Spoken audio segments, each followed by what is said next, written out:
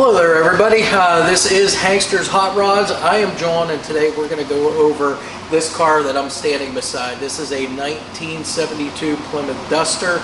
Now you'll see this car has a real nice black finish as we walk around the car. I'll tell you a little bit about that. You can also see it's got all of the white striping on it, of which this is all vinyl decals. None of it's painted, so if you ever wanted to do anything there, you can go ahead and take those off or put them back on again. So again, this is a black finish. Again, this has been blocked, buffed, polished, real nice smooth shine to it the whole way around on this car. Now you can see with all the panels on this car, this is just all stock panels. All of our gaps and elevations as we walk around the car are going to be looking really, really nice in this particular vehicle. It's a stock steel hood. As I mentioned, it's got the white vinyl stripes that end with the 340 logos on the back. As you can see, we have the factory 14-inch Mopar rally wheels. We do have all of the wheel lip moldings on this car. You've got the rocker molding along the bottom, as well as all of your trim and all of your drip rail moldings too, all of which are in the bright finish, none of which have been done like painted over or anything like you might see on some vehicles. We've also got the chrome mirrors. As I said, gaps and elevations the whole way around this car are looking really nice here. We'll open our door up, take a look inside also. You'll notice we've got an all black interior, vinyl seat covers. Again, these look to be fairly new covers. It's the high back bucket seats. We've got the stock factory dash. It's got a little bit of wood trim in it on the steering wheel, the dash, and the center console. And you'll see that is an automatic center console for that 727 Torqueflite transmission. Just factory gauges, your alternator gauge, temperature gauge, fuel gauge, along with your 120 mile an hour speedometer. You also have, it looks like, the factory radio in there and factory heater controls too. Now again, glass on this car the whole way around is in nice shape. Everything fits up real nice too, so all of your seals around your windows are all nice. Your quarter windows, which do not roll down, these are just the ones that kind of fan out here in the back to open up and vent some air in here. So again, back here, factory rally wheels. BFGoodrich radial tires on this car. Now again, that's a popular option with most of the muscle car guys here. Again, it's a nice tire, it's affordable, and it gives you good performance too. 205 70s up front, 245 60s on the back.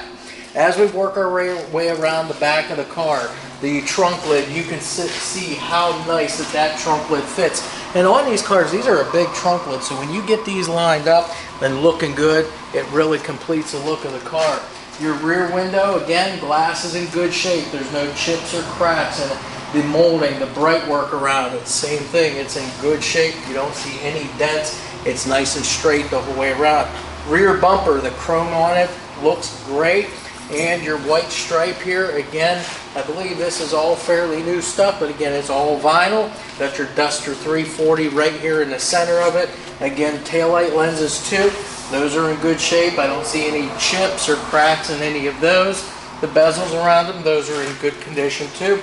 And you can see down below the exhaust work. It ends out back here in the tail of the car like it should. It's got a set of decent looking exhaust tips there. They're slash cut for you, and they are chrome finish. So we're going to go ahead and open our trunk lid up now. Take a look inside.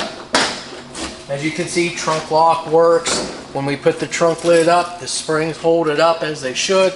Underside of the trunk lid painted the same black as the exterior of the vehicle. Our trunk seals the whole way around are in excellent condition, and they meet right here in the center. You're not going to have any kind of issues when it comes to weather tightness. It's going to keep nice and dry back here. Real nice trunk mat. The floor underneath here is just as nice too as the rest of the vehicle. So that is your trunk. So we'll go ahead and close this up now. And it shuts nice, just like most of the Mopars do. Again, big panels. And they're going to close up and look good when they're all lined up properly like this one is. Again, as we come around now the passenger side of the vehicle, again, you'll see that 340 stripe there down the side of the car.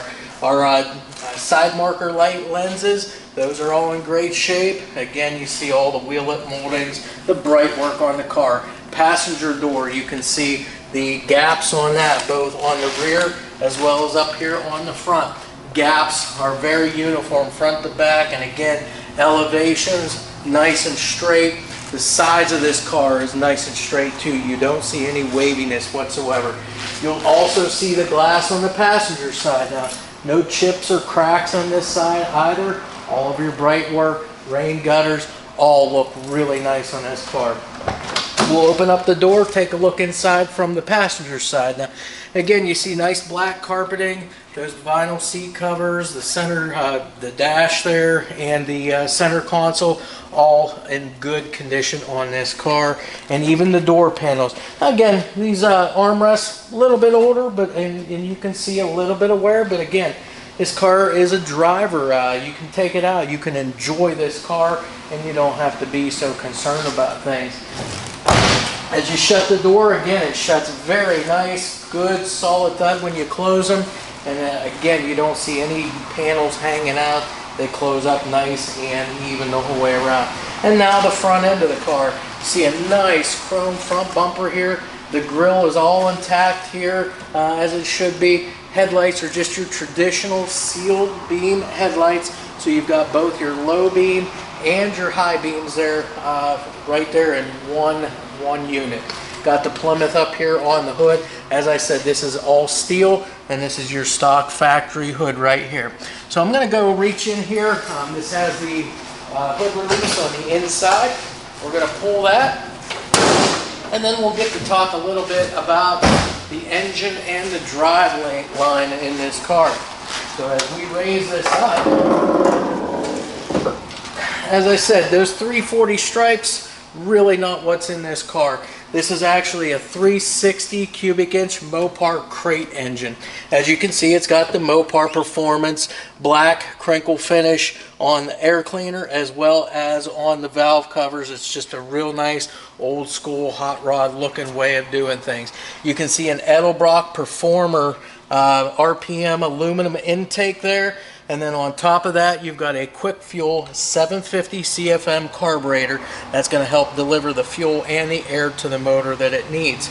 A set of long tube ceramic coat hooker headers, that's going to help this thing breathe too.